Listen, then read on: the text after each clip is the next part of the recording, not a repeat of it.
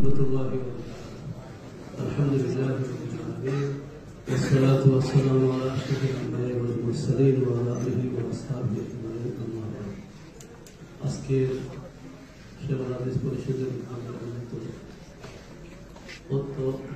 মুবারক মাহফিলের সম্মানিত সভাপতি, সম্মানিত ওলামায়ে কেরাম, তৌহিদি জনতা, যে চারজন মুরব্বীদের আলোচনা নিয়ে আমরা এখানে আসছি, শেখুল ইসলাম আল্লামা আহমদ শফি সাহেব রহমতুল্লাহ, হুসাইন আহমদ মদনী রহমতুল্লাহ অত্যন্ত আস্থাবান ছাত্র এবং খলিফা।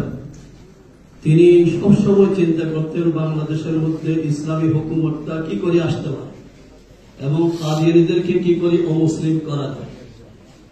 এবং অত্যন্ত মজলুম আলেমে দিন শেখুল হাদিস আল্লামা জুনায়েদ বাবুনগরী সাহেব রহমতুল্লাহ তিনি সবসময় ফিকির করতেন এই দেশের মধ্যে নাস্তিক মুরতাদদেরকে কি করিয়ে পরিপূর্ণভাবে দমন করা যায়।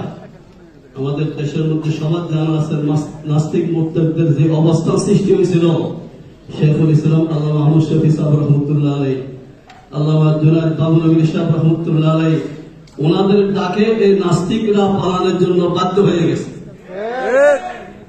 নুরুল কাসেমি সাহেব রহমতুল্লাহ আলাইহি, আল্লামা নুরুল ইসলাম জিহাদি রহমতুল্লাহ আলাইহি, ওনারাও একই ধরনের ভূমিকা সবসময় রাখছেন।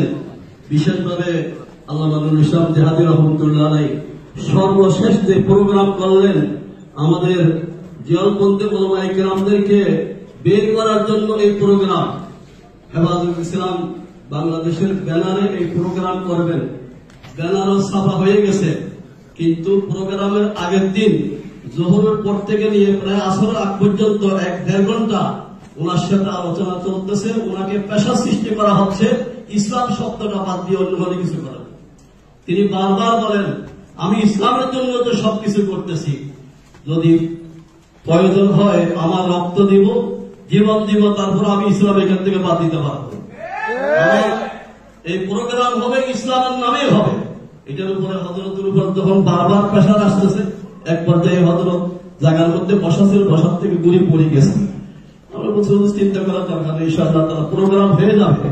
আল্লাহ তাআলা যেন ওনাদেরকে জান্নাতুল আলা মাকাম নসিব করেন, ওনাদের সকলের অনুসরণ করে আমাদের চলার জন্য যেন আল্লাহ তাআলা তৌফিক দান করেন।